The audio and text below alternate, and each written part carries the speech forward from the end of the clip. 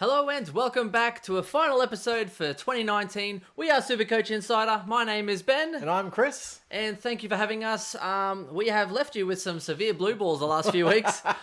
Let all the dust settle. Well, we have. Most people had their teams sorted and... it was a bit of a dead end to the season. There wasn't even much carnage. It would have just been us getting on the mic and being like, hey, so what's happening? Yes, and I tried to save everyone from the dribble that would come out of Chris's mouth because let's be fair, mate, you threw the towel in about 3 months ago. That would be the start of the season. But I respect you for... It was a good sledge. Ever since Robbie Gray went down? Pretty much, yeah. So let's bring up the socials. Facebook.com/SC Insider. Yep. And that is actually right, yeah. Twitter, SC_Insider_. Twitch is twitch.tv/SC_Insider, and on YouTube and all major podcast platforms. Find us, just search for SuperCoach Insider, which is pretty cool. Yep. So awesome. Obviously we've been out in the weather because we're a bit rusty. We are a bit rusty. First thing though, we're going to do a little shout out here. Paul Leach, our man Paul. Shout out, Paul. Mate, he's been hitting us up online with the old bants. He has sponsored for the James Squire The Chancer. So we're going to take a chance and try these ales. These are actually good, the little golden ale. I actually don't mind the golden ale. Well, here's the funny part, Chris, is... cheers to you. Cheers to Paul Leach, mate. Thank you for the season. Mm-hmm. Oh, thank God. Yeah, decent. Oh. I took a real chance. The golden ale's good. I took a real chance. I have not been paid for work for the last 6 weeks because I've been on placement. Nice. I took his money for the 6-pack and I invested it into the carton to get more back. I respect. So I took a real chance, Paul. It's good effort, though. I've got a lot more of these, and thank God they're delicious. I actually, I had drinks for the first time in a few weeks. This weekend just gone. So my fridge is actually fairly stocked full of beer because I only had like the one time I looked at his fridge on my way up and he's got about half a carton sitting there. It's true. One time you bring beers. So Chris, how did you finish the year? I was really upset towards the end of the year because obviously my strategy was to play the long game this year. From last year, I had the issue of I ran out of trades way too early and I bombed out with, I ran out of trades about 6 rounds early. This year, it seemed to have the opposite effect. There was not much carnage. Even the last round, there was very, very little carnage of, resting players or anything like that at the end of the year, which really impacted me because I still held those trades and held those trades and held those trades and held those trades, and then they really didn't do anything for me. So that sucked. I ended up finishing the last week. Oh, man. Obviously, the last week was a huge week. There was record SuperCoach scores. I had a score of about 2650, which I thought was pretty good at the time. And I'm like, I'm going all right here. But, of course, the big one was that I didn't have was Gone, which really impacted me. So yeah, but you made up points for the weeks before that. Yeah, I ended up winning that trade overall. But, Gone the week before was average, and Goldie went 172 or something. Yep. So, What's better than a 170, Chris? A 212? Yeah. Yeah, so I got smoked on that. So I actually ended up losing from 17,000th rank, or so 17,800. I went down 350 spots with a score of 2,000. Did you push back out to 17,000? No, I literally haven't gone up since round. I thought you got close to 10,000. Didn't you get close? I pushed back in and then pushed back out. Oh wow! Yeah, that's a horrible year. So as it was basically exactly in correlation with whenever Marshall scored well and Zeeble scored bad, because there was weeks where Zeeble would get 120s and 130s and it was fantastic and he was going great. And then he would get a 60 and Marshall would go 110 and you'd just be like, well, there's a 50-point swing. Yeah. It was that bad. So I actually, it wasn't a good end of the year. So I'll just leave it there. Well, however, I did win. I was hoping this. I did win 2 draft leagues and our first inaugural keeper league. So I won that with about 10 first-year players in my team. Because I'm banking on the future, and I looked at your team last week, and I thought, ooh, you got a long way to go to win. I actually had a lot of young talent in my team, and then I got rid of some to try and win the inaugural, and it didn't work out because the week that I needed to score well, I did not. So I got booted pretty early on that one, and I also won our big regular draft league that we have every year. Yes, we are now both double champs. We call this the champ. So this is why we actually play a bit of focus on draft leagues earlier on, because I've won our draft league twice. This year we pushed out to a 12-person draft league. Chris won that one, so you've won it twice. Yeah, and we've been running it for We're the only ones that I've been in it for 6 years. I think I've been one more than you. 5, I think 5 for you, 6 for me, something like that. But So either out way, of that, between us, we've won half. They must hate us. I don't even know why they're still competing. I don't know, but look, we do Shout out to our have a pretty mates. big focus on draft. Even then, the Dr. Supercoach, their patron league, I won that one. Oh yeah, That the team won, Patreon so Slack the League. Patreon Slack I don't League, think so- anyone was paying attention to that, but Well, I respect you didn't for pay that much attention to it either. To be honest, I looked at my team at the end of the year. I was like, oh, I've still got some good players. I actually we did a on the spot dream team draft as well with a bunch of your friends from school. Yeah, from uni, yeah. And I got knocked out in the prelim after I went like 17-0 or something in the You didn't even look at your side. I didn't even look. I updated it once every 5 weeks and went, oh yeah, I suppose I'll do this. Who looks at fantasy? Look, so for me, my year, I was really happy with the original starting side that I did have. I could have pushed a little harder earlier. Even then, the luck that I had, I burnt trades stupidly that other people wouldn't have had to, because I bring in Whitfield and then he gets injured that week. I bring in Hearn, who was a good option, and then he does old man calf, cost me a donut, and then he's out again, so I had to trade him in. You know, just all these like little stupid things. I bring in Lysette after he's pretty much peaked. Like, he got me a 115 and then, a couple of 80s, and then bang, out he goes. So that was another bad move for me. Mm-hmm. Even right to the very end, when I was sitting there trying to make that decision, I had to get Ryan. I brought in Sicily at the wrong time.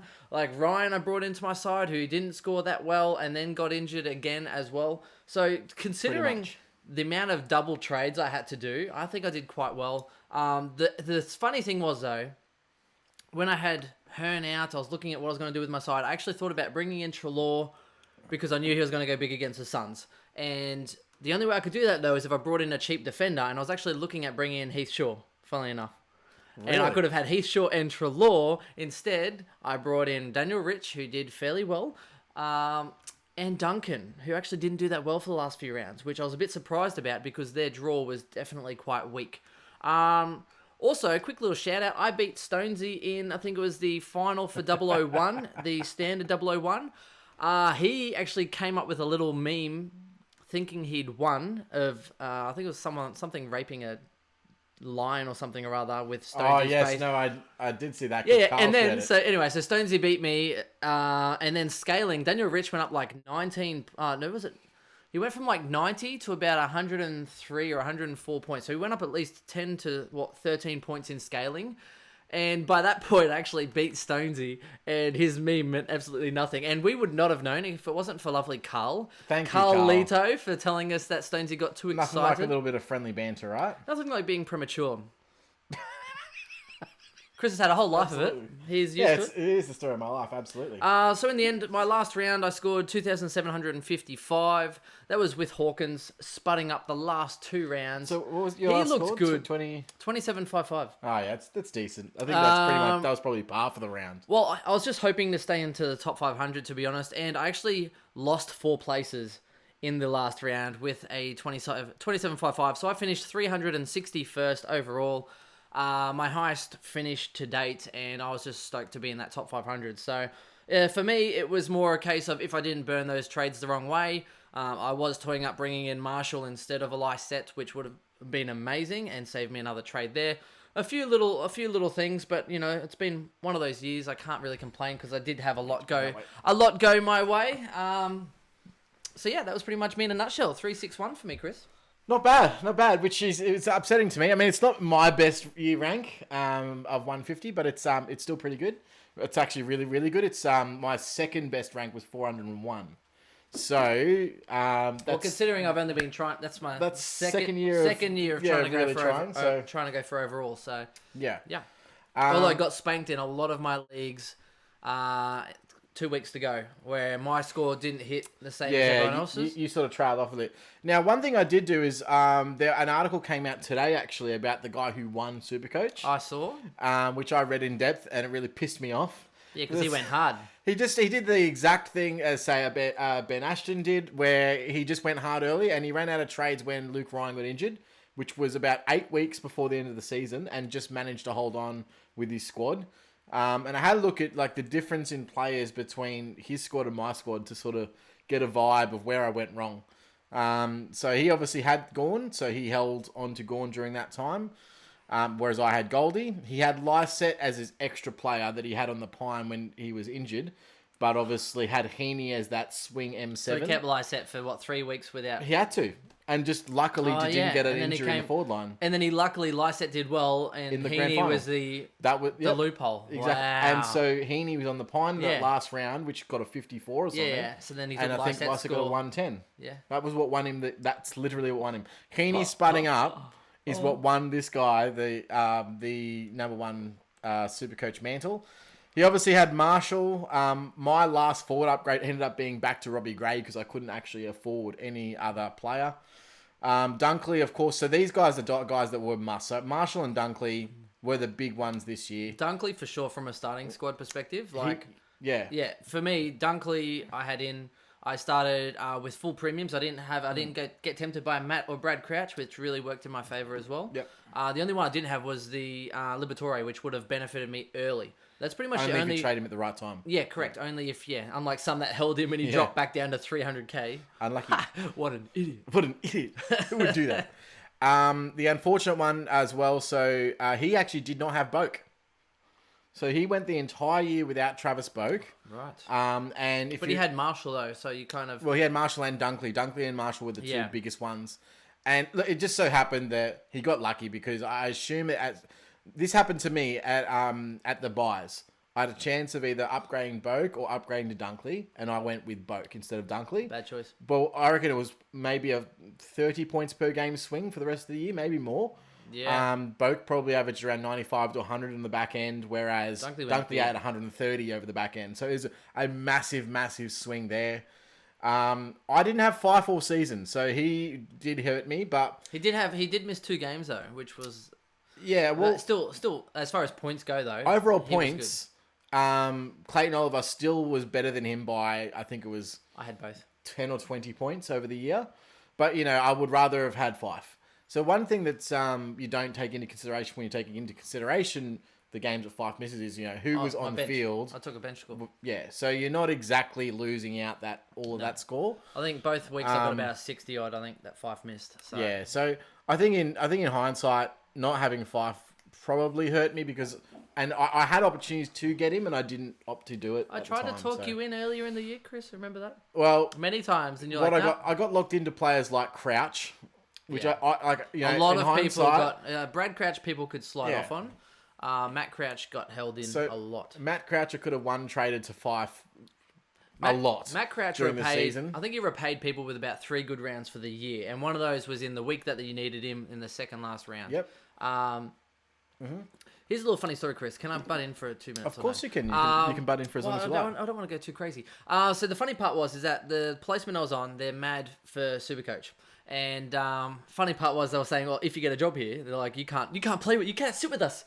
You can't sit with us. Yeah, because I podcast on it. But my placement teacher, he was actually in the finals, and he was in the finals. He was trying to get some opinions on what he should do, and he was like, okay, so should I replace this person? And he was talking about bringing in like a David Swallow or like a Henderson, and like changing one of his rookies on the bench in case he needs cover. And I was like, why? Like, just replace a premium. If you need to replace someone, don't replace it with a rookie. So in the end, Stack was out, and I was like, okay, so you have this much money. I said, if it was me, I'd be going like Cunnington and JPK. You can afford them both just. Get 2 midfielders in, swing Walters back into your forward line, whatever. And then Cunnington went like 136 that week, won him the game. The week after that, Cunnington sucked, but JPK went massive in the final round. 172. And he won. He actually won. That. He won the cash league based on the advice that I gave him. Nice. Is that why you got employed? Yeah, pretty much. So for those playing at home, Ben's actually an employed teacher now for next year. I haven't signed the dot yet, but they want me. I am working there next year and possibly term 4, but they're working out exactly which department and where I'll be. Because all the head departments are now sort of translating what they need, so they're filling in the gaps. Long story short, SuperCoach, you're still making goods on the back end of the season, which it has helped me relate to a lot of other stuff, which is fantastic. Now, just back to that. So the other ones there that were different. So Bontempelli had a big year, averaged 114. So your prediction was fantastic, and we'll go through the top 10s very soon. Good, love the bold. So I had a chance to get in Bond, and I went for Kennedy instead, and I was sort of ipsy there for there. There's not many points between them overall during that time. I actually got him at one of the best times anyway, straight after his bye, and he went on a pretty good run after that. Yeah, he was, yeah. Yep. Now, he had Sloan as well. I don't think he was really top-notch, but I had Zeret, who had some really poor games in the back end. And then this is where my team took a bit of a hammering, so I ran out of money, and my last midfield upgrade ended up being Dan Hanbury. Who actually went... He went big second last week. He went 105 in the last 2 weeks on average, so I can't really complain. He's going to be priced out of it next year. He's averaged 96 and played 4 games. There's no way he's going to be cheap. So, unfortunately, you're not going to get... He played fantastically those last few games. Yeah. Oh, my gosh. He was fantastic. So I do like him. Good to see him back. Funnily enough, I actually brought in Elliot Yeo, who's one of my last upgrades, except for Duncan, who I had to stint. Yo's had a fantastic year, and I tell you what, if you were not looking at it from a biased lens, Victorian lens, Yo is going to be a very high chance to take home a Charlie this year, I think.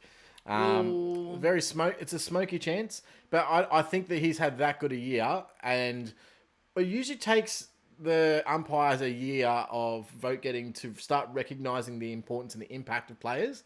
But because he's had so much impact around the stoppages, he's led the league for tackles. His clearance numbers are up. He's a flashy player as well. I think that he could shake it. My only question mark is, did West Coast win enough games to make that happen? So I think they probably won enough, but the problem is for me, I think he's still another year or so off. I do highly rate Yo, and it's gotten to the point where he's drifting into the Doherty League for me. The Forgiveness League. Oh, okay. I was going to say, the Forgiveness League. Do you only forgive Doherty because he's done 2 knees and now you feel sorry for him, or? No, because he's such a good player. So you kind of like, you kind of wish you kept them, but you can't hate them because they're so good. You know, it's one of those kind of things. Whereas Billy Longer, suck it. Seriously, suck it so bad. Bitch. Yeah. Although here's the funny part. I was like, why can Brisbane just pick him up on the delisted free agency and just waste his time like he wasted our time? Can we do that? Waste his time 2020? Can we do that, please? And be like, oh, you think you're too good for us? Oh, that'd be so good. Anyway, so I do have to say, that's where we go. One thing that I will say is that I am absolutely flabbergasted that St Kilda have gone and delisted their 2 only ruckmen apart from Rowan Marshall. So basically, they literally only have Rowan Marshall on their list as a ruckman now. So if they wanted to... they're getting... They would have to be that confident. That's what I mean. So they must have... Yeah. Paddy Ryder's got to be in the mix there. Yeah. I assume it's done deal. I think he's already done deal.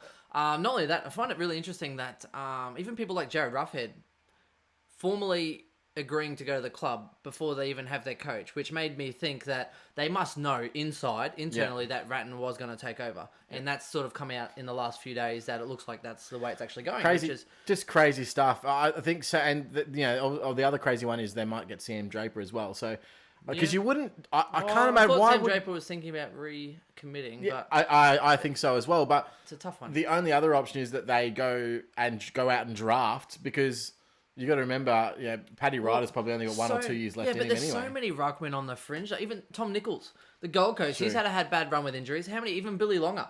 Seriously, he's gone. Like, I'm not talking about Saints, but other clubs will be starting to try and pick at these guys. Segler is on the outer by the looks of it. He wants a first opportunity. There's so many rucks that you could actually utilize. Sam Jacobs is rumoured to be going to GWS this year. So with Riley O'Brien emerging and obviously Mummy and Cameron Simpson's retired. Cameron from Sydney apparently is not happy either. He's on the fringe on, but maybe it's just a different trend of ruckman now, that they're not after these big tall pillars that are absolute nubdies. They want mobile people like a Marshall, like Brody a Grundy. Yeah, like a Grundy, right? Yeah. We'll get to Grundy a little bit later, so the last 2, he finished the season with Laird and Smith and Brodie Smith, and did not have Hearn or Whitfield.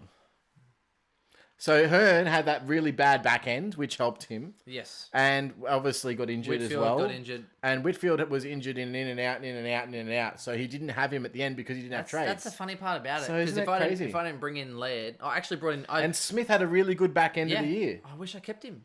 Well, now I do. I went Smith to... Who did I go? Smith to Hearn. I went... Oh, man. I don't reckon I won that trade. No, me either. Especially with the time he was out, and then you had to replace Hearn anyway. No, I lost exactly. so many trades. I should have kept Smitty. So Should have kept him. it just goes to show that there's no one way to be really good at SuperCoach. Really, what it is luck. You got to make the right choices, but you also have to get lucky. Let's be honest. Well, so us sitting here preaching out saying, you should do this, you should do that, should do this. We try and come at it though. Like, we try and make informed decisions, and at the end of the day though, like, I ripped into Ben Ashton on some of his informed decisions, like Rampy, do you know what I mean, who absolutely killed it. And from the previous history looking in, you're like, yeah, look, Rampy's doing well, but he has had the tendency to have big games and then fall off. There's only really two things that you can go on in terms of trying to predict something, and that's previous history and current role. Yeah. Outside of that, everything else is ambiguous. Yeah, so it comes down to gut feel and just balls ass luck. Pretty much. Pretty much.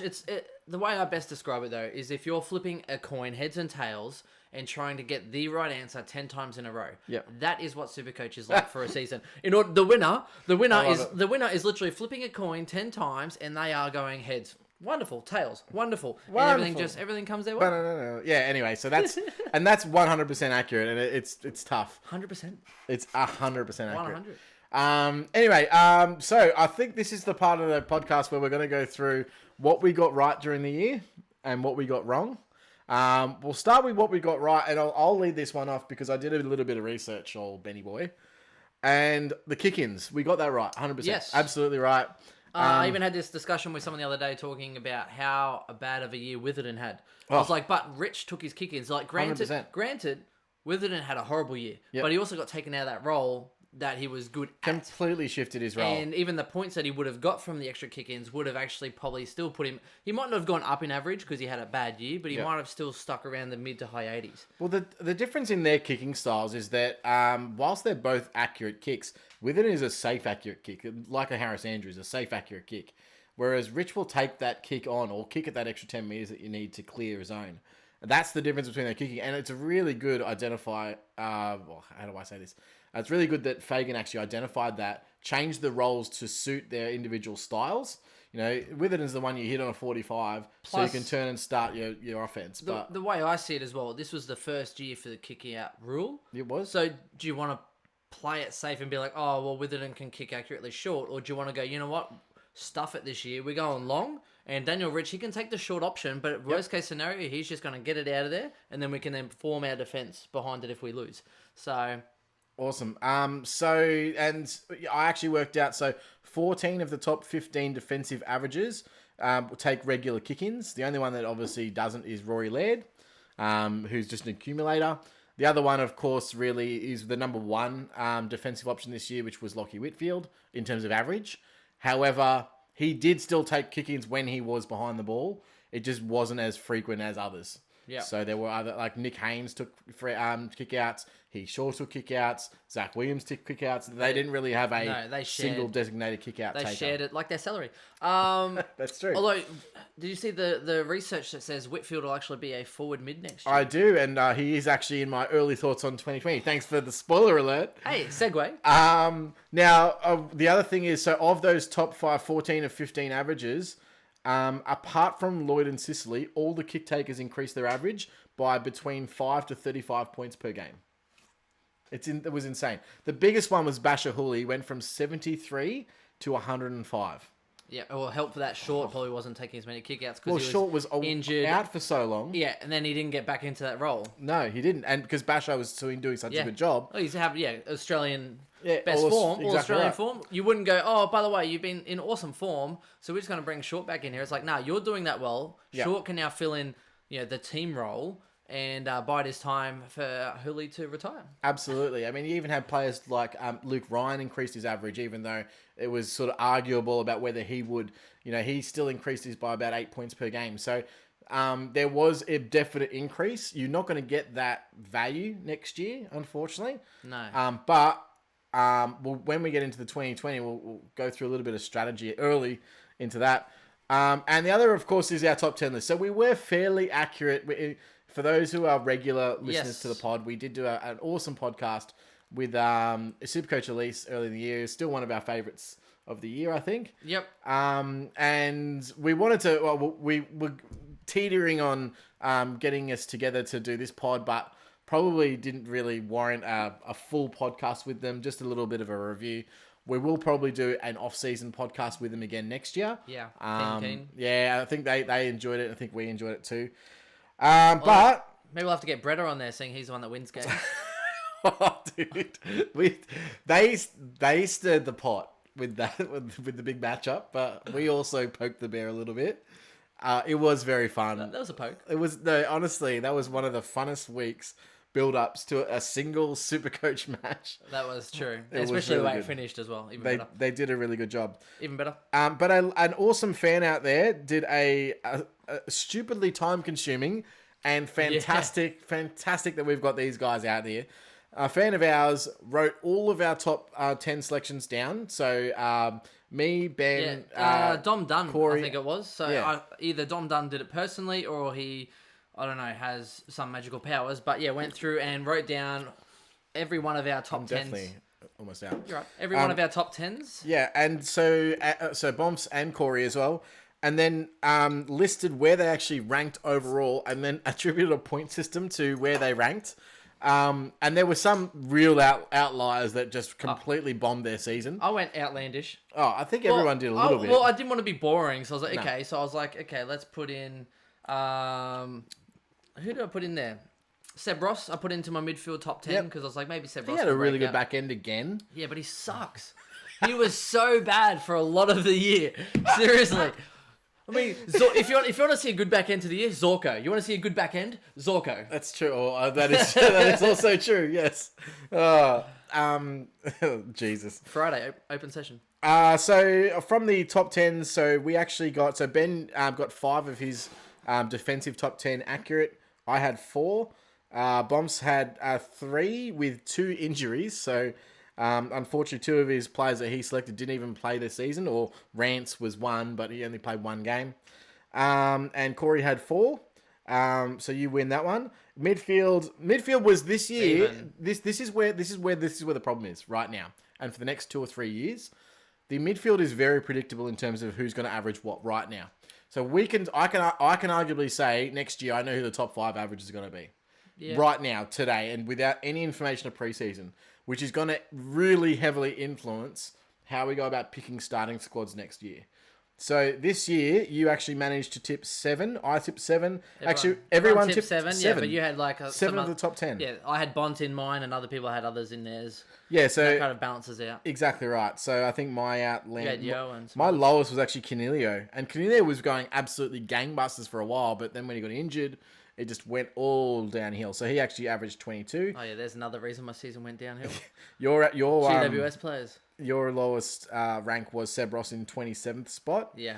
Actually, McLean was my lowest forward. I can tell you that much. McLean, seriously, one of the biggest fall from graces, where pretty much he was nearly McLeaning out his locker room. Having said, we both said this. If Dunkley or McLean could hold a role, they would both be a top averaging forward. That's why I put them both in the top 10 because I wasn't sure who would have the role. Yeah. And I thought McLean, even when he got pushed out, still averaged fairly well. That's true. But yeah, look, I did have Dunkley top 3 though, Chris, my 3rd highest forward, which I think is one of the best bits of insight you will see this year.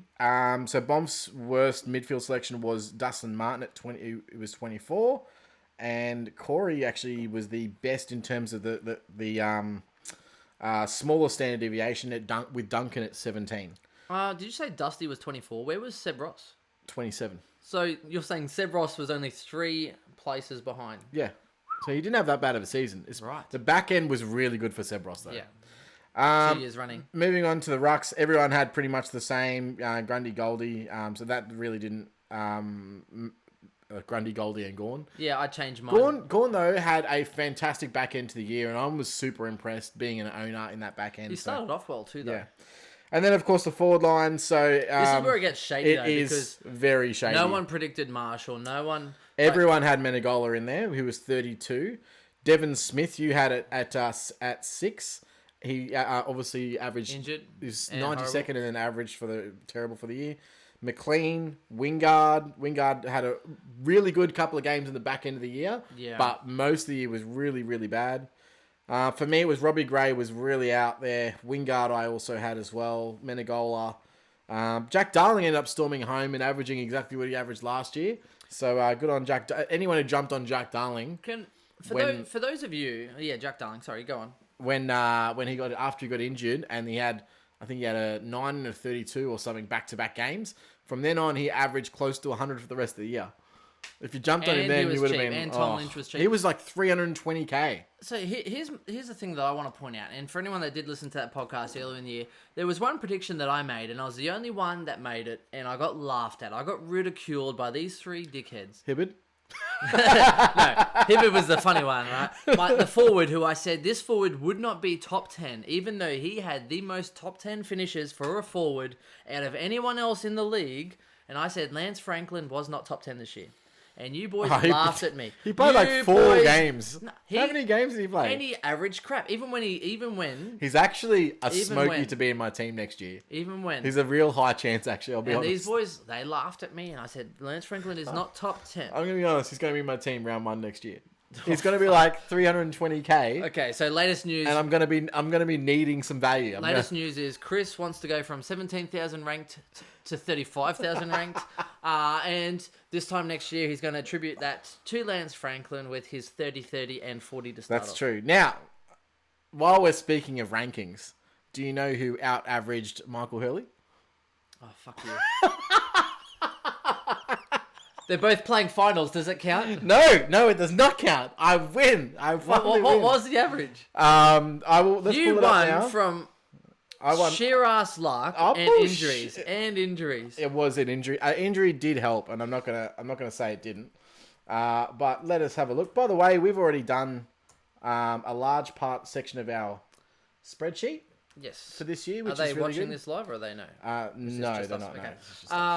Yeah, so as usual, for those who have been with us for 2 years now, every preseason we pretty much do up a list. It's a spreadsheet, so you have the players, you have their average, their games, their time on ground, their kicking efficiency, also how many games they have over 120, how many games they have below 100, so you kind of get an idea of their range.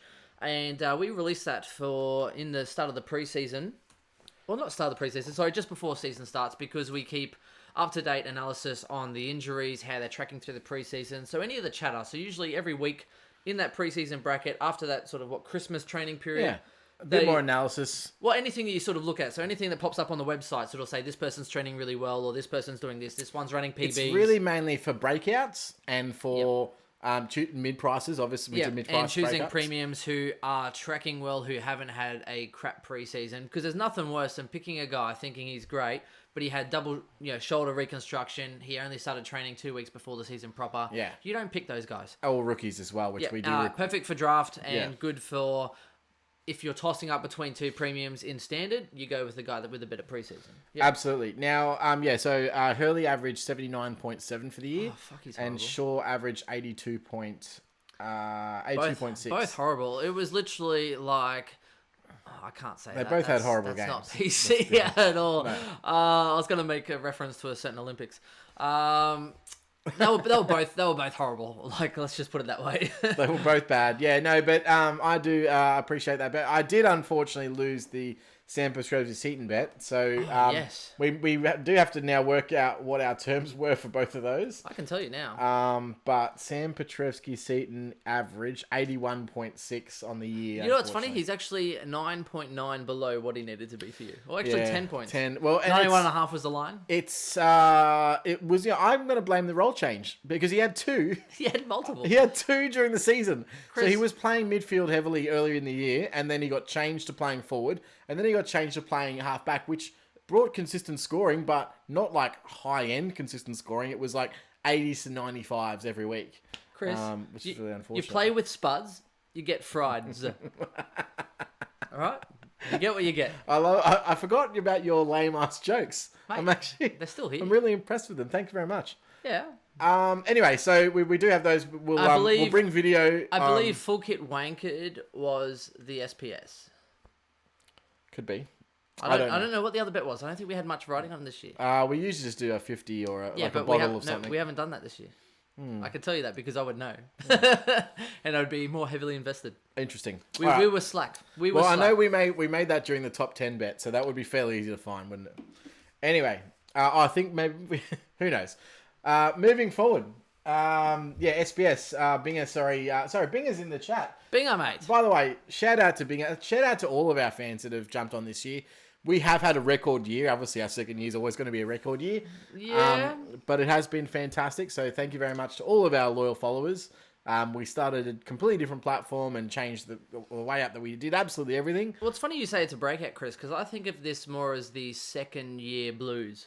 And not We've because still had not a because listener increase of, I think it's oh upwards no, of 30%. I am with you. I am with you there, and that's not blues as in San Petrovsky Seton blues.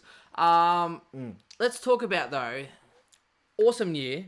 We've changed platform as you said, and there's benefits like anything. There's pros and cons to both things, and we've pretty much decided with some input from the kind folks out there that next year I think we'll change our structure. So let's look forward to 2020. The structure of our podcast.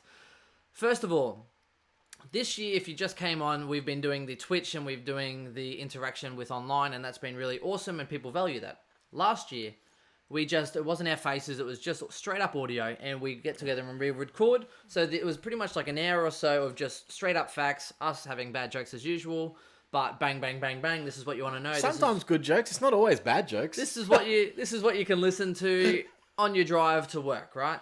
So what we're thinking then next year is that we will then have our straight up content where after the week, okay, game by game analysis, this is what's happening, this is the role changes, this person looks good for SuperCoach, etc., etc. Yep. Bang, bang, bang. And then do maybe like a team reveal, perhaps where you do the interactive stuff where you have your questions and we can interact with your team and a bit more of the shit talk and whatever that we usually do. That can be in that side. So you get the content heavy, the banter driven, and then you get put those both together and we have the third year breakout year. I like it. And that's what I envision. And I'll have more time because I'll have more money to throw into mugs and all sorts of stuff. It's going to be great. Yeah, and we'll get more into that at the end. Now, moving on to our next category. So what we got wrong, which was a lot. But I didn't even get to say what I got right, you bastard. Well, what did you think you got right? Starting Dunkley, number one.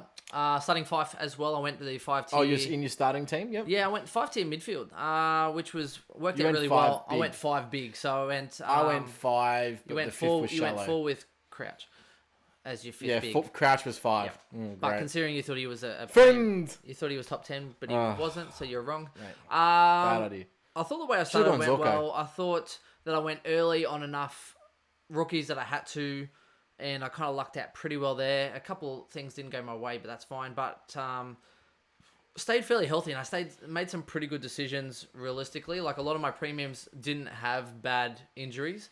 So some guys I did definitely stay away from. I didn't pick Rory Laird over Lloyd to start my year, which I was so close to doing. So I think that worked well for me there as well.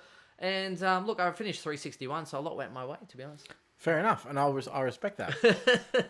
All right, so what we got wrong. The biggest one for me was that the way that scoring and how it all worked out, yes, the kick intakers obviously got a larger piece of that pie, but forward scoring went down dramatically. So the only forward that averaged anywhere, and it wasn't even a top 10, like forward, was Jeremy Cameron.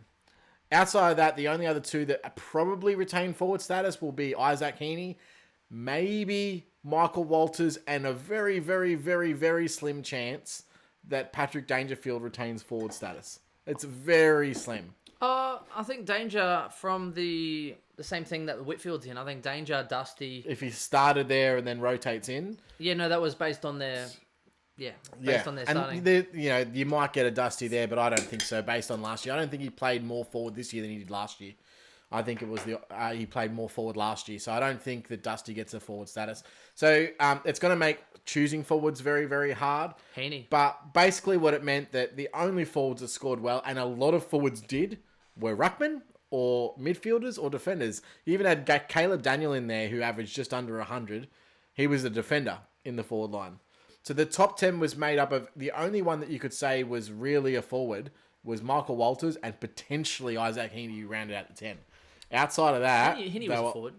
Yeah, but that's what I mean. So, he was inconsistent. Having said that, if it wasn't for his ankle injury earlier in the year, do you reckon he still retains forward status? Probably not. He had a really good back end of the year. Count your blessings. I'm putting him in my side again next year. I probably will I don't too. see him having a worse year than he had this year. Well, he still averaged 94. Yeah. People like hate on Heaney. He's still He's averaged cheaper. 94. Cheaper. What we said before the start of the season was, what's the worst case scenario with Heaney? Is still going to be top 10, right?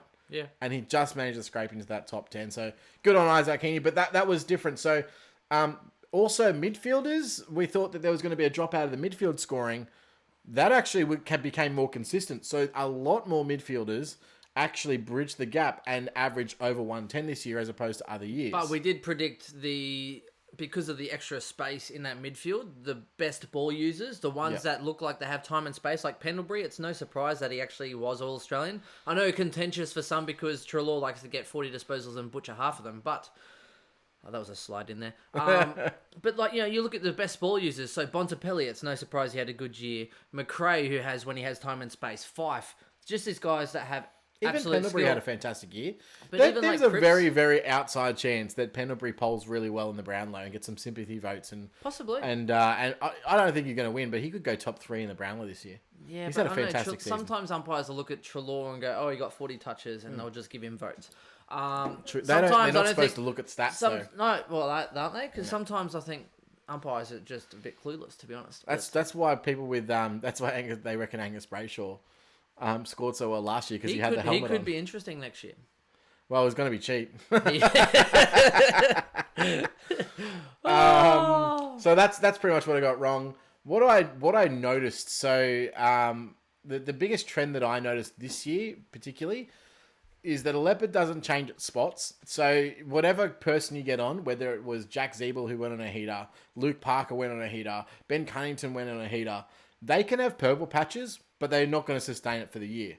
However, the biggest mistake that I made is underestimating young talent getting the role and keeping the role.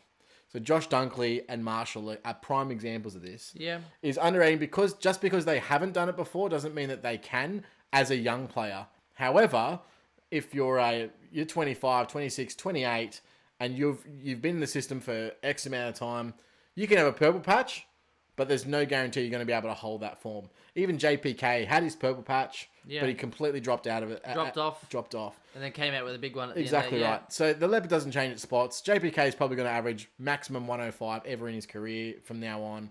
Luke Parker's a 105 averaging player. Sure, he's hit 110 a couple of times, but it's very unlikely.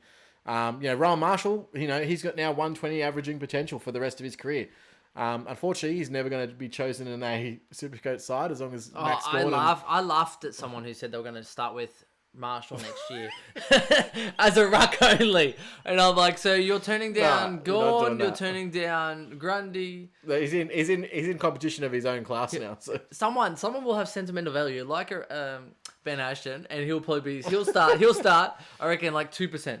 That's true. 2% owned. That's true. It'll be like the Marshall's milk. So I'm a big fan now of looking at that. Even Riley O'Brien, for example. Those guys, the young guys that are going to take that role and they absolutely kill it when it's in there. Jump on him if you can, because that's the one thing I didn't do this year that really, really impacted my year long term. So, Tim Kelly again as well. Like, we didn't think that he would be fantastic. His first 12 rounds, absolutely sensational. He just died in the arse. He did the same last year. He died in the arse more than he did last year, but he died in the arse. I don't see how he scrapes in for All-Australian. As a winger. He could win a Brownlow. As a winger. Nah, he will be polling by the bye round. He'll be top 2 poll by the byes, and he will fall out of top 5. Interesting perspective. From a midfielder, I just don't. He had a lot of big games, like 30 disposals, 2 goals, Patrick Dangerfield dominating a match sort of games. The biggest surprises for the Australian for me were McGovern. I don't think had the best year. He holds his role, right? I know he's centre half back. Yeah, you can take intercepts. He's still the best interceptor in the game. So what? He tries to hold off and get his own free kicks. Oh, wow. No, not like that. You just McGone there. So Tim Kelly for me on the wing. I think grow some balls, all Australians. Seriously, no specialists at all. So tall. Ben Brown, I can handle that. Hawkins, I'm with you. And Pendlebury actually surprised me a little bit as well. I thought he did have a great year. I would have gone Treloar over Pendlebury. I was surprised that Treloar didn't get in. Over Pendlebury, maybe not. I didn't like Hearn in the side. I didn't like...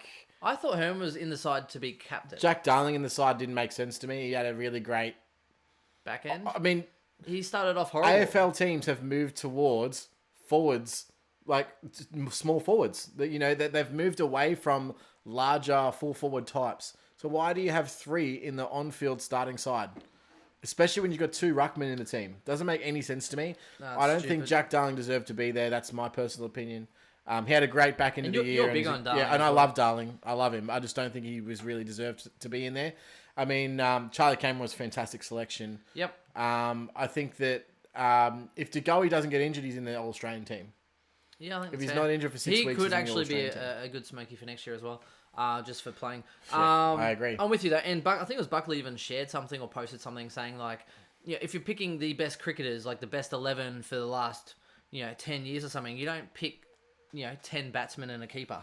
Like, you got to have the specialist roles. Well, the thing with that big one was about wingers.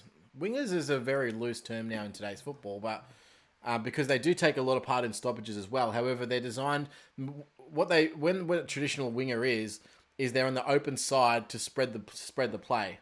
So that's what the winger's role really is to get out in the open space and stretch the field. And so if it's congested on one side, they'll be in the play though. So it's a little bit, people don't understand necessarily that just because you're a winger doesn't mean you're playing on the ball or you're around the ball, even though you may be around the ball at times. So that's how they get away with it. That's why, it's just that's another midfielder. I'm like, no, it's not. If you knew much about, that's how they explain it to the public, but it's not true. Yeah, do you even know the game? No. However, I mean, who's the best wingman in the league right now? I mean, it's who knows. Well, I still think one of the best wingmen is... People think that, I had a bit of a Twitter stash with someone saying, Andrew Gaff is the best winger in the game. Like, Andrew Gaff's been playing inside for the last 2 years. Don't at me. I know. I watch a lot of football. He plays a lot more inside now than he's played ever in his career. 2 years ago, he was a completely outside winger player. Yeah. Now, he plays 70% inside and 30% on the wing. Like, he's not the best winger in the league. It's like saying Josh Kelly's the best winger. It's exactly the same. Yeah, he's not. They don't play that role. Funny, did you see the AFL championship stats or whatever it is? The AFL team for... Oh, yeah, the champion... Did you see the wings? One. Did you see the wings? No, I didn't look. So it was the Champion Data AFL Team of the Year or whatever it was.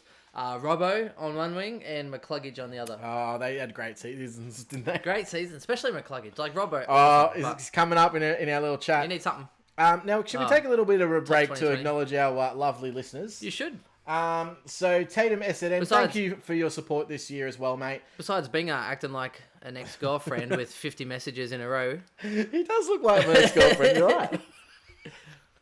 Ash, at least she's a cricket fanatic. So, speaking of crazy girlfriends, he said SBS is a gun in real life. Absolutely, he is one of the reasons why moving forward I'm much more confident with Carlton's backline. The transition back into him as a user of halfback has been absolutely fantastic. I look forward to watching him in the next few years. Sabinga said. I'm looking forward to 2020. Yep, excellent. And he said, Toby Green, I would not touch Toby Green ever again in Supercoach, ever. First of all, look, he's not going to be cheap. He averaged 93 as a forward. He's going to be one of the most expensive forwards of the year. His back end, he played mostly midfield. Yeah, that which was going to be... inflated his average. That was going to be my point, is that you have the natural development plus injury people coming back into the side. He won't be playing... No. Pure midfield. There's no way. He'll pinch it. His back end resembled one of his earlier years where he came straight into that and he played pure midfield and then they pushed him forward. Yep. He'll be forward again. Guaranteed. And he'll be the roller coaster that you've come to love and expect. And 5% or more, I expect probably even up to 7% are going to start with this fool. Oh, no, more. You reckon? He's going to... After his back end's be a preseason 110s. You wait for it, mate. What do you think? With no Josh Kelly starting because he's never going to play a preseason. 10% or over? Which one? I reckon over 10%. All right, I'll take under. And so he's also going to be injured. So remember that before you lock Toby Green into your side. I'm very against Toby Green. Oh, that just sends shivers down my spine. Watch out for Tom De Koning, especially with Cruiser being made out of glass. Absolutely, he's made out of glass. Yes, that will be an interesting development. TL73, he said, you pick Callis as an all-rounder, Gilly as a keeper, Warren and McGrath, then your batsmen and bowlers. That's a fairly valid point. That is a valid point. How good was watching cricket in like late 90s, early 2000s? I watched much more cricket back then than I do now. Dude, I knew about cricket back then. Now I'm like, cricket, that's boring. I don't have time for this. Seriously, now I'm sitting there, and it's worse that my missus' mum's a pom, so she keeps messaging me the updates in the morning before I get up. Oh, really? Yeah, seriously. Anyway, it's just... Did you happen to get that message when they had the massive collapse? I woke up and I went... I said, here's the funny part. We scored like 170. She's like, ha! Like, blah, blah, blah. Anyway, then the next day I sent her a message. I was just like, so, how about the lowest score you've had since like 1948 or whatever it was? Oh, that So was good. insane to wake up to that. It would have... See, this is the problem with Test cricket, like, or any sort of cricket, right? Those sort of moments, I would have loved to have watched that live. However, the amount of time that I've got to watch a game to get to some sort of moment like that, like it doesn't add up. It's not cricket. Speaking of dilemmas, Chris, I woke up that morning with a boner. And I couldn't work out. If it was the news of the cricket that was getting me so aroused, or whether it was just It could have been a swift breeze, I'll be honest. whether it was just the morning phenomenon. You know? Just being a man. It's been either. It's same. That's the weird part. Such weird feelings for the Ashes cricket. Welcome to our podcast for those listening. You know what? We can say shit like this because it's our last one for the year. It is. He also says, I hope Draper gets a run next year. So do I. Oh, one thing that's going to be fantastic next year are threes. So ruck threes. You've got Draper. You've got Kieran Briggs at GWS. I think he'll start getting a run. Mate, it's Draper's time. He's been hiding behind the curtains for far too long. True, absolutely. There's there's 3 or 4 rookie rucks that should start getting a run next year. A lot of them are retiring. So I think that the traditional, ruck 3 loophole might be a goner next year based on that. Or the other option I can see coming into play is because I think midfields are going to be so expensive next year, they might do rookie 2 and 3. Depending on what's happening round 1. So it could be a very much a Grundy and then R2, R3 and not having a Gord or a Goldie in the second ruck spot. So I think it would be a very, very interesting preseason for the ruck situation. But that's really the only 2 options. You're not going to get Marshall. Sorry, I can't help myself. Not unless you lost a bet, surely. Bingo also says, my team name is St. Carol FC. Take a look at my team. We will at the end, mate. Definitely. Which team's this? Is this a team that's already finished, or is this? And TL73 said, yeah, ruck loophole is a goner. Forward pocket loophole, yeah. No, I actually think it'll be M11, is it? Yeah, your last mid spot will be a forward mid swing to allow the transition between forward and back, and will be your especially early loop. What happens during the season is you end up having loops all around. How many times do you start with a loophole, and by round 5 you have 6 loopholes anyway? Yeah, exactly right. All right, so moving on. So early thoughts on 2020. So as I just mentioned, Early thoughts. Early thoughts. Fucking hell. Midfield is going to be ridiculously expensive. Now, I can't see anyone starting without this exact midfield. And if you do, then fantastic. But everyone is going to have Dunkley, McRae, Fife, Cripps, Danger, and Titch. That is 6 very expensive midfielders. And outside of that, it takes a drop. So the next guys are a run below. And you're looking at guys like... see, I disagree. You're looking at guys like... Hold on. Neil, Bont, Treloar, and Oliver. So Neil had a fantastic year. Can he back it up? No, don't know. Bont had a fantastic year. Can he back it up? Don't know. Treloar, he showed that his ceiling is pretty much, 110 to 115. And Oliver, he's just going to be a 110 to 115 player as well. I'm going Oliver next year. Well, I can tell you now. And it could work. But the other guys, Dangerfield. He'll be forward. Well, if he's fantastic, that does save us a lot. Otherwise, So, but is he going to average less than 115? Yeah, maybe. Good luck. Cripps, not going to average less than 115. No, Cripps you'd lock in. Fife, not going to average less than 115. McRae, not going to average less than 120. Dunkley, what's he going to do? 120? 130? Well, he could be the number one midfield Here's the funny next part, year. though. Dunkley's first 6 rounds, he played forward. So if you bring in... He averaged 130 for the rest of the year or something. So No, but you think about it. it's going to be cheaper. 6 games is a quarter of the season, essentially. If you say 24 rounds, a quarter of the season. And they only played 22 with the bye, so 23. So essentially, that's already more than 25%. He already has more than 25% forward eligibility, which means that he only had to rest. He didn't play forward the entire time, though. But even then, most of it, No, he had to then rest. He's not going to be... No way. I reckon he might. No, I really doubt that he gets mid-forward status next year. He would need a miracle, but, you know. No, I don't think that's going to happen. And then, of course, you've got Titch. People aren't going to start with that. Titch is going to be 560k. You're gonna have Titch. I am. What that means is if you're gonna play all 6 of those guys, there's gonna be no money. It's literally gonna be no money. So you've also got to remember Who's the fallen premiums? No one. Well, there's some that we can look at. I don't think it's gonna be not much fallen. No, not fallen premiums. No. So you've got Gordon. Ward. Maybe he's the only one. Yeah, but why would you start with Ward? No, exactly. He's not going to be averaging 110. Is this 1995? Yeah. You got Gordon Grundy, of course, so that's another huge chunk of your cash. So really, it's going to be your defenders and your forwards you need to try and make up money. So you've got Doherty. Obviously, I think most people will start with Doherty. I think I'll avoid him. 2 ACLs, I'm done. I'll start with him. I will start with him. I think he's going to be under 500,000 for a guy that can average you 110. I'll take that every day of the week. He can't even do the hokey pokey. I'm not starting him. And he's going to turn around. And Carlton are going to be improving as well. I'll start him, definitely. I like that. Outside of that, Lloyd's back end of last year was a bit questionable because Jordan Dawson really took a lot of his possessions out of the back half. So he didn't average as well in the back end. So he's going to probably be a little bit overpriced moving into next year. You got Zach Williams, who I think could improve even further. Still very young, so I wouldn't count that out as long as he plays behind the ball. And then you've got a splattering of maybes. We had Dan Houston thrown up by JB today as someone who averaged, I think, 105 in the last few. Why when he was JB eating Houston? He threw up. I see what you did there.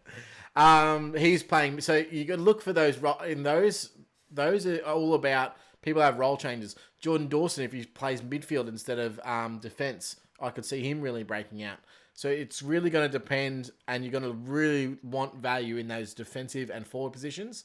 Forward, hopefully Lockie Whitfield, if we can get a Lockie Whitfield at forward. Whitfield, Heaney, yeah, it'd be a good start. I don't know if I can start Walters, but Walters and Heaney both played 22 games last year, so they've sort of turned a corner in terms of reliability. But then the forward line is completely open. Again, in the forward line, we're looking for people who role changes. So people playing midfielders, but they're playing as midfield, but they're listed as a forward. I think for me, Heaney is the biggest lock in my side, I think, for next year. And the reason being, because he was able to play through adversity. You look at how many guys they take a week off like they're piss poor. Oh, yeah, right? he did. Do you know what I mean? Yeah, he played through ankle injuries. He played through a lot. It's going to take a bit for Heaney to actually not get a game. Right? I can't see him getting worse than he is now. I actually think that the midfield rotations, you look at... Oh, no, I don't think it's going to be worse. And I think a few people are going out of that Sydney side, of people that they threw into that midfield mix. They were crying for a forward. Franklin back in, Reed there. They're also talking about... Yeah, 320k. Danaher possibly getting into that forward line mix. Well, Danaher's going to be super cheap. Yeah, no. He averaged less than what he did last year. The only good thing he's ever done is take a mark. Don't know how. Next year it's not fan vote. By the way, mark of the year. Don't know how. How took mark of the year 2 weeks ago, and no one's talking about it because in the same round it was that Geelong mark. Yeah, McCarthy. And look, shat all over it. It was average at best. He just barely jumped over a jam tin. He basically put his legs in front of someone and fell backwards and oh, the ball's coming to me. No, excuse me. He gave him a little trap rub and then he launched himself It's literally a push in the back. He launched himself backwards and was parallel. He was like this. And he literally, Jeremy Howe takes a screamer over Brodie Grundy, the tallest man on the field, and no one bats an eyelid. I couldn't believe it. It was absolute... Oh, man. if you take marks over your teammates, you don't deserve points. Not Put him on a forget, poster, mate. Put Lincoln him on a McCarthy poster. kicked the goal. So it's either mark of the year or goal of the year. You choose. true. You choose. Now, in terms of looking at midfield breakouts, Darcy Parish, I think, had a fantastic back end. Every game that he's played in midfield, he looks more and more impressive every time I see it. So I've got him in keeper. Chris, I'll sell you for... Well, the problem is him McCluggage. is facing is Devon Smith will come back next year, take up more midfield time. Nah. So what's his role like going to be? Devon Smith, he was not even that much in midfield anyway this year. No, he was playing more forward. Zaha Rakas Yeah. will get pushed out. That's Hopefully. just going to happen. Maybe Heppel gets placed more forward. Who knows? With his crappy calves, maybe he'll just go play in the pocket. Ed Langdon, I think he's an absolute ball magnet. If he gets a trade somewhere, which Melbourne. I think he will come back to They're talking Melbourne. Melbourne. They could use him. Maybe Brayshaw can actually then maybe do something. You know? He's an accumulator, and if Show he gets someone the how right it's done. role, he can really impact Supercoach. I don't know who, but someone's out there is going to take a punt on Sam Walsh. I mean, what an outstanding first season. Anything can happen with Sam Walsh. He could average 110 next year, and I wouldn't be surprised. No, that's true. And the other ones, so I really like George Hewitt. I like Jared Berry. You said that earlier, Hewitt. Yep. But my number one, absolutely, Hugh McCluggage next year is going to go gangbusters. If you look at his averages over the last 3 years, I think. 3 years. Third year this He's year. just gone bang, bang, bang. And next year it's just going to explode. His average over the last 8 was 99. He is the quintessential Supercoach player on that trajectory that's just going to go over the charts. For me, So, he's like... I love it. He's like the young Pendlebury. Oh, yeah. Like just with the ball, he's silky, amazing. silky smooth. Yeah. Like Great goal sense, can rack up the pill, good tackling. good evasion. Yeah. Good looking. There's nothing really about him that I don't like. He's So, a good player. I want him. so what we're really looking is like for a Tim Kelly type though. So someone who's just going to blow us out of the park in a forward line or defense, who's playing a different role, who will be cheap enough that you can plug in there. That's really what the preseason's about. That's definitely what we'll be looking for, particularly in the forward line and defense, because that's, as you said, our midfield's going to be absolutely locked up and loaded with dollars, and our rucks as well, which kind of makes it, unless like a Clark from Sydney gets put somewhere else, like I don't even know, somewhere else like a GWS, and they're saying Mumford's retiring, whatever, Dawson's gone. Clark's now going from Sydney to... Cameron's going from Sydney to GWS, and he is our number one ruck, kind of like a Nankervis did a couple years ago. Yes. That would be the only thing that would actually make you consider changing your structure. Absolutely. Which might give you enough dollars to be a little bit more flexible with your team. But there is going to be not much money to go around next season. I'm looking at this. Because of the way that the scoring has changed this year, it's really impacted the dispersion of funds, I'd like to say. Forwards aren't going to... I can't see the forwards going to go to average 110 like they did this year. Like, where's the Josh Dunkley who's going to break out with 110 because he's playing pure midfield? Or the Rowan Marshall who comes out of freaking nowhere. Yeah, but we say that, but usually they kind of pop up anyway. Which is why you wouldn't start with a real shallow forward and defence. Yeah. Go with what you know. What you know is those 6 midfielders, they're going to be in the top 10, right? Even Dunkley was speculation, and the only reason I brought him in was for the back end of his year.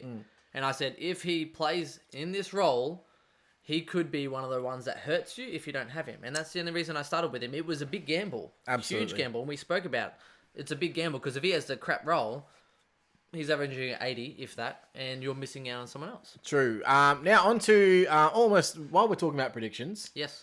Finals predictions. So let's go through the tips, shall we? Week 1, what are you tipping this week, mate? Okay. So, actually, I'm in a tiebreaker for our... so you can't reveal it. I can reveal it. I don't care. I'm revealing it. I don't give a fuck. Okay, so People I want have, to go against me anyway. West Coast beating Essendon. I have... In the wet, I have Geelong beating the Pies, because I think it's meant to piss down there. I actually have Richmond over the Lions, and I have... GWS losing to the Bulldogs. Okay, I'm slightly different, but I'm actually going the Pies over the over Geelong. I think one of our biggest downfalls in the wet in previous years has been Mason Cox, and not playing is actually really good for us. We still need to create a contest. I think Ben Reid will come in to that role to free up Roughhead to play on Hawkins, which is, I think, a really important matchup for us to try and nullify him. But I think around the ground, we've got so much more experience, especially with what's coming back into our forward mix. I think Varco still plays, moves to the halfback flank and plays on a Dalhouse. I think Braden Maynard goes to an Ablett to shut him out. I think Greenwood tags Dangerfield everywhere he goes. So he's playing full forward, he's tagging him there. If he's playing in the midfield, he's tagging him there. And then you've just got the best... In my opinion, I still think their midfield's better. Mainly because of Brodie Grundy. Oh, I thought you meant Geelong. No. So I think Pies win. I've got Richmond as well winning. I do have GWS actually beating the Bulldogs. I just think that they've just got the talent. If GWS want to show up and want to play, they'll win. I just saw better. I saw the rest of your biased prediction. It is a slightly biased prediction. It's very biased. And then At least I'm like neutral, realistic. No, but I've got At least expectations. I'm neutral, realistic. And then I've got West Coast, of course, beating Essendon. I don't give Essendon much chance. Not over there. Zero. I don't give them much. They could do it, and look, but then the Essendon that we see this week might not be the Essendon we see next week. That's just how Essendon are. They might be missing a coach.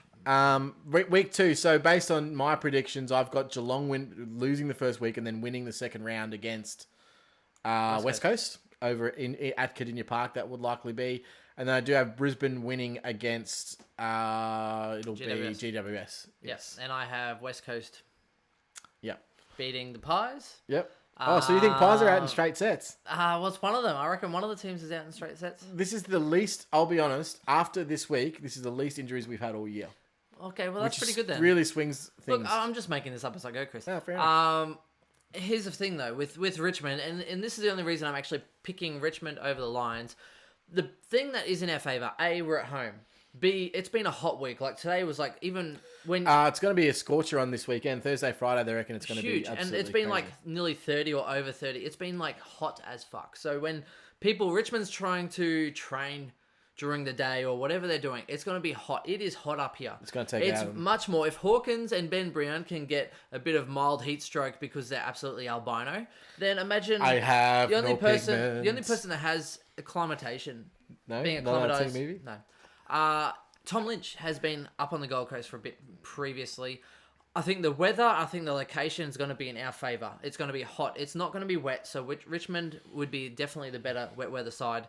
But for me, the finals favourites, for me, the grand final favourite to win this year was Richmond and West Coast, based off 2 weeks before. Their form. When they played each other, they both showed glimpses of absolute just magic and determination and good quality football. That was probably one of the best rounds of the match, like for the year for me. Mm-hmm. And the fact that then West Coast lost to Hawks means that they're kind of now down on my list as far as winnability. Yep. But they're a threat. They are definitely a smoky. Pies and Geelong for me are the vulnerable ones because even though they are very good and they could win, but they need to bring a consistent patch that they haven't actually been able to do for a little while. That's why they're on shaky grounds. And for me, as a Brisbane fan, I wish we win. I hope we win, but I am not that confident that I'm going to be cocky like some Richmond fuckers Whichever way it works out, I just really hope that at some point, Collingwood get to travel to the Gabba to play a elimination final against you guys. Because then we're guaranteed to get into the final.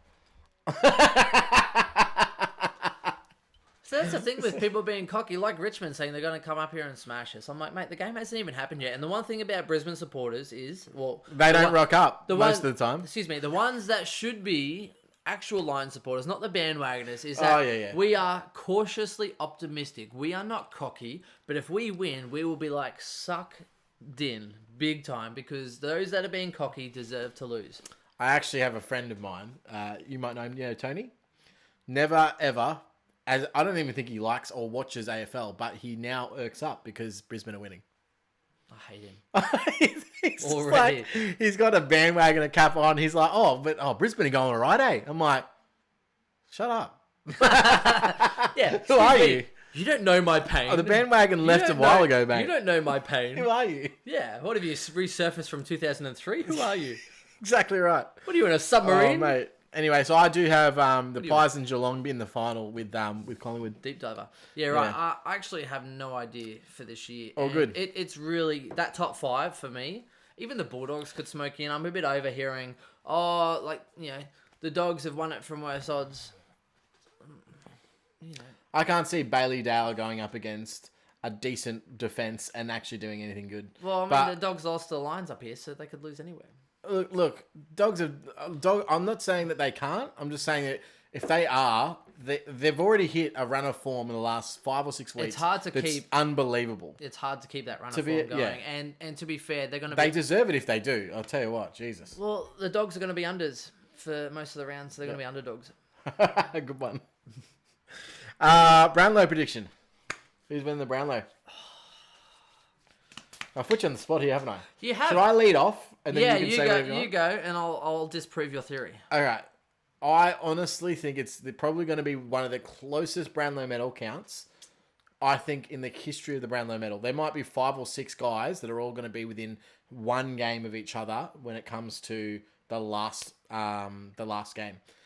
I think Brodie Grundy takes it. And I think that it's going to be mainly because there's two reasons going for him. Ruckman never usually win it, but the outpour from the media this year towards Brodie Grundy and the amount of votes he got last year, he still got 18 votes or similar last year as a ruckman. So I think he finally got noticed last year, and usually it takes 1 year again of really getting votes before you start attributing the interest of the umpires. So I do like Brodie Grundy's chances. He's had a lot of 3-vote games, big winning games. Games where he's had 30 disposals, 40 hitouts, kicked a goal, 10 tackles. He's just been the ultimate midfielder and then dominating in the ruck as well. So I really like Brodie Grundy's chances. My smoky is Josh Dunkley, the one that could come from left field who got a lot of 3-vote games under his belt. He really could turn a corner. Unfortunately, he's in a position where he also has Bontempelli, who's another favourite, and Jack McRae, who could also really poll quite well and polled quite well last year with similar numbers. So yeah, I think it would be really hard for a Bulldogs player to win it based on their midfield dynamic. That's fair. I think Lachie Neale's actually right up there as far as if you look at how many games the Lions won this year. They were second, in case you missed it. Was it really? And even the but game didn't that they play lost... like Gold Coast twice and GWS twice? Yeah. Carlton twice. Oh no, I'm Melbourne twice. I don't know. They played like a lot of shit teams twice. Yeah, same as Collingwood did the year they Oh no, you lost. That's right. Oh, you see what happened there? Happened there? I saw. You know what's great about the finals? Every time I put on Fox Footy, there's another. Oh, it's the finals, and then what do they think they end the ad with? Dom Sheed's fucking goal. Every fucking ad has Dom Sheed's goal in it. I'm so sick. I could not be more sick of seeing that goal. Oh. The best part about finals is you don't get interrupted by the person next to you. Absolutely. Can I have another beverage? Yeah, cheers, no worries. There you go. Help yourself. Oh, watch out, mate. I don't even know what I was going to say now, Chris, to be honest. Lachie Neale, you're pumping up Lachie Neale. Oh. I just think he's definitely a good chance. He started off really strong. He tapered off, yes. That last game, though, where we lost, he still racked up a lot of ball. That could actually be the swinger. We won that many games that I see him polling at least 1 or 2 votes. He should get 3 votes in that 51, even in that Richmond game. But even then, I think he's still getting 1 or 2 votes along the way because we won quite a few games. Whereas you look at the rest of our side, Charlie Cameron might pick up a 3 votes and whatever here and there for the games he dominated. But you look at, say, a Geelong, you have like a Dangerfield, you have a Tim Kelly, you have an Ablett or a Selwood. There were games, though, where, let's say, for example, Lachie Neale might get, say, 25 to 30 disposals and it didn't really have the big impact that he would usually do. And then McCluggage kicked 2 goals and had 30. Yeah. So there are guys in the team. Oh, yeah. Jared Lyons had a freaking huge run. But you might find a Neale getting a 1 point. I do expect. I think early Lachie Neale's going to jump out big time. Tim Kelly and Neale for me at the halfway point are probably ahead. Yep. Then your Dangerfields creep up. Your Dunkley start to creep up. Even Boak I think might be good early. I think Cripps will actually be a smoky. This is what I mean. There's arguably 5 or 6 guys that are potentially all very, very big chances to win the Brownlow medal. Imagine if Adam Treloar turns out with the Brownlow medal. It's possible. He played every game. He played every game. He averaged the most disposals of anyone this year ever. Yeah. He had I think he averaged James Harden numbers, like 35 disposals. It's insane. Cripps will be well, except he missed out on three games. So that'll hurt him. I think he'll come close, but I think that'll hurt him. So look, for me, I'm just gonna say, It's tough, isn't it? It's a real tough one. Even Nathaniel Fife could do well. Dangerfield. Well, I think Fife will do really well. Fife, Dangerfield, Cripps, McRae's going to poll well. Dunkley will come in. Yep. Neil. So many. It's going to be, and Grundy as well. I don't even want to predict it. It's going to be nuts. I am actually really keen to see this year's. I am, yeah, and I will watch. With bated breath, I will love it. I love the Brownlow. But I did like pressure point much better. But, you know, it's... Steven Seagal. Steven Seagal. Steven Seagal. Dude, every time I'm on YouTube and once I showed Ash I'm like, oh, this is why he got fired from Carlton, and when she lost the shit, she fucking hilarious. Never seen anything like that before. Oh man, the humor from footy's gone, isn't it? What are you doing, like a little tracing back through memory lane kind of thing? So this is why he got fired from Dude, football. literally, yeah. This is why this is why Brisbane literally sucked for 10 years. Pressure point. This is why Barry Hall got fired from the radio station. Let's just go through memory lane. Oh wow, that's crazy. Anyway, so player of the final series, I predicted the Pies to win it. So, and again, my prediction's based on, they had the loss last year, so I think they're going to be spurned this year. Jordan De Goey, I think, will be the most important player in the final series, and if he gets, I'm hoping they play him a lot more midfield. He's had enough time off this season. He's thrown in there at times and patches during games, but with Jamie Elliott back to form, Josh Thomas kicking goals again, you got Will Hoskin-Elliott up there, Jaden Stevenson back. You don't really need him at full forward like you do most of the game. You want him around the ball. Get him. He's a bull. He's absolutely fantastic at the clearances. So I would, if he gets a 60-40 split, more midfield time than forward time, I think he can really be the player of the finals. Dustin Martin. Yep. Basically, he can turn it on, right? Well, he hasn't had a great year, but I think he's been working towards this point throughout the whole year. Do you know we both chose two players that are very, very similar? The way they play I'm is sorry, almost identical. Dustin Martin's a premiership player. And an North medalist, and a Brownlow medalist as well. And an All-Australian. No, I said they play very similar roles. I thought you said they're very similar. No, they are very similar. Anyway, no, the reason being is I think he can turn it on. I think he's built this whole year to this point, and he has, like a Cam Rayner, the ability to turn it on and win a game off his own boot. That's true. Now, before we get out of your hair, guys, we are almost wrapped up. We will go through the Twitch chat in a couple of seconds. Congratulations to all of the guys who won all of our leagues. Guys and girls, guys neutral. and gals. I didn't win any. Did you win any of our leagues? Yeah. I know you're in 001. I beat Stonesy in 001. So, but none of the division titles, did you? No, Division 1, Unlucky. I lost that one. I got knocked out, I think, by Ross or someone else earlier. But I did finish, I think, 3rd overall in our group league. Excellent. So there are some prizes for those guys who did win our division leagues. And how our divisions work, of course, is that the top 6 will be promoted to the next division. So if you are in Division 1, fantastic. The person who won that, they stay in Division 1. Great. Chris, hypothetically speaking, what happens if you finished 13th in Div 1? Hypothetically, that person who also could run the page could do whatever he wants. I finished 13th by 0.1%.